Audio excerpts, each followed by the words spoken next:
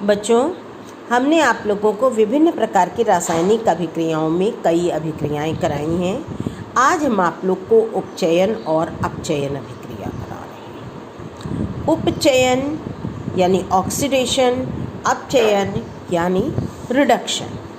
Oxidation और reduction के नाम से अगर आप लोग पढ़ेंगे तो ज़्यादा याद करने में आसानी होगी। ये थोड़ा सा कंफ्यूजिंग है, क्योंकि एक दूसरे के दोनों उल्टे हैं, तो अगर आप थोड़ा ध्यान से नहीं समझेंगे तो यहाँ पर कंफ्यूज कर जाएंगे। देखिए, उपचयन यानी ऑक्सीडेशन। ऑक्सीडेशन वो अभिक्रिया है जिसमें ऑक्सीजन जुड़ती है। ऑक्सीजन जुड़ती है तो हाइड्रोजन कम होगी। ठीक, यानी एक चीज़ जुड़ रही है, ऑक्सीजन जुड़ रही है या हाइड्रोजन की कमी हो रही है, तो वो अभिक्रिया ऑक्सीडेशन की है।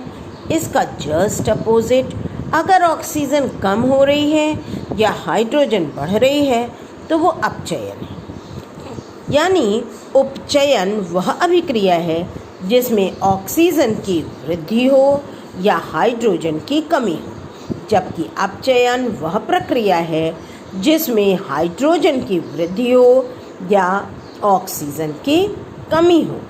2Cu + O2 = 2CuO। यहाँ पर कॉपर में ऑक्सीजन जुड़ रही है, यानी इसका उपचयन हो रहा है, ऑक्सीडेशन हो रहा है, क्योंकि ऑक्सीजन की वृद्धि हो रही है। अब रेडॉक्स रिएक्शन, इसका मुझको हिंदी नाम याद नहीं आ रहा है, हम देख के बताएंगे आप लोगों को। रेडॉक्स रिएक्शन क्या है? वो रिएक्शन जिसमें ऑक्सीडेशन और रिडक्शन दोनों होता है। अब क्यों होता है? अरे भाई, इक्वेशन बैलेंस है। अभिकारक में से अगर एक में से ऑक्सीजन निकल रही है तो बट नेचुरल वो कहीं ना कहीं तो जुड़ेगी ही, वरना इक्वेशन बैलेंस नहीं होगा। इसी तरह अगर एक में से हाइड्रोजन निकल रही है तो दूसरे में जुड़ रही है, यानी एक में अगर ऑक्सीजन की कमी हो रही है तो दूसरे में वृद्धि हो रही है। एक में अगर हाइड्रोजन की कमी हो रही है तो दूसरे में हाइड्रोजन की वृद्धि हो रही है। यानी एक का अगर ऑक्सीडेशन हो रहा है तो दूसरे का रिडक्शन हो रहा है। यानी ऑक्सीडेशन और रिडक्शन एक साथ होते हैं, इसलिए उस इक्वेशन को, उस रिएक्शन को हम रेडॉक्स रिएक्शन कहते हैं। चूँकि उपचयन या अपचयन में से कोई भी अभिक्रिया अकेली तो नहीं हो सकती, क्योंकि संतुलित समीकरण के लिए यदि एक यौगिक यदि ऑक्सीजन का त्याग करता है तो दूसरा एक यौगिक वहाँ जरूर उपस्थित होता है जो उस ऑक्सीजन को ग्रहण करता है। यही स्थिति हाइड्रोजन की भी होती है कि अगर एक यौगिक हाइड्रोजन का त्याग करता है तो दूसरा यौगिक उस हाइड्रोजन को ग्रहण करता है। इसीलिए इस तरह की अभिक्रिया को हम रेडॉक्स अभिक्रिया कहते हैं। जैसे देखिए, ZnO + C, ये ट्रायंगल बना है, यानी इसको हीट कर रहे हैं तो यहाँ से ऑक्सीजन निकलकर कार्बन के साथ जुड़ रही है, यानी Zn ऑक्सीजन का त्याग कर रहा है जबकि कार्बन ऑक्सीजन को ग्रहण कर रहा है।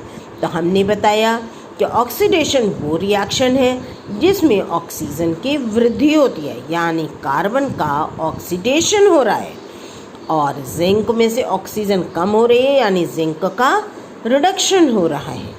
तो ऑक्सीडेशन और रिडक्शन दोनों हो रहा है, इसलिए ये एक रेडॉक्स रिएक्शन है। अब आया ऑक्सीकारक और अपचायक पदार्थ। ऑक्सीकारक पदार्थ वे पदार्थ होते हैं जो ऑक्सीजन देते हैं या हाइड्रोजन लेते हैं, उन्हें ऑक्सीकारक पदार्थ कहते हैं। ठीक, यानी अगर हम ऑक्सीडेशन रिडक्शन के फॉर्म में कहें, यहाँ कह रहे ऑक्सीजन देते हैं, यानी जिसका रिडक्शन हो रहा होता है। ठीक, जिसका रिडक्शन हो रहा होता है वो ऑक्सीकारक पदार्थ है, क्योंकि रिडक्शन में ही ऑक्सीजन दी जाती है और हाइड्रोजन ली जाती है। तो यानी जिसका रिडक्शन हो रहा होता है वही ऑक्सीकारक पदार्थ है। इसका जस्ट अपोजिट, जबकि वे पदार्थ जो हाइड्रोजन देते हैं या ऑक्सीजन लेते हैं उन्हें अपचायक पदार्थ कहते हैं।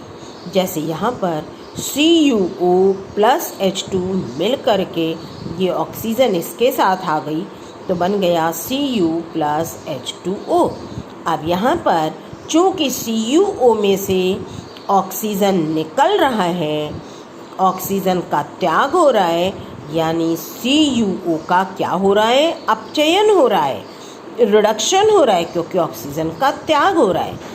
जबकि यहाँ हाइड्रोजन में ऑक्सीजन जुड़ रही है, यानी हाइड्रोजन का ऑक्सीडेशन हो रहा है, ऑक्सीकरण हो रहा है।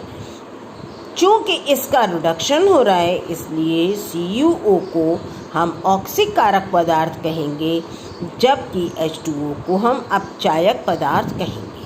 अब इस ऑक्सीडेशन और रिडक्शन का उपयोग क्या है? धातुओं की उपयोग कह रहे क्षरण। क्षरण क्या चीज़ होता है?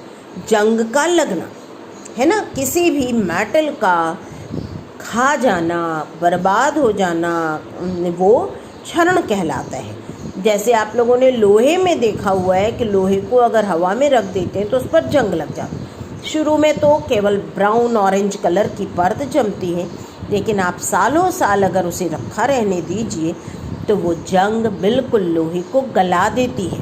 तो क्षरण क्या है? धातुओं की सतह पर वायुमंडलीय गैसों के प्रभाव के कारण धातुओं का खराब हो जाना धातुओं का क्षरण कहलाता है। जैसे लोहे में जंग का लगना। अब इसके लिए आप लोग घरों में क्या करते हैं?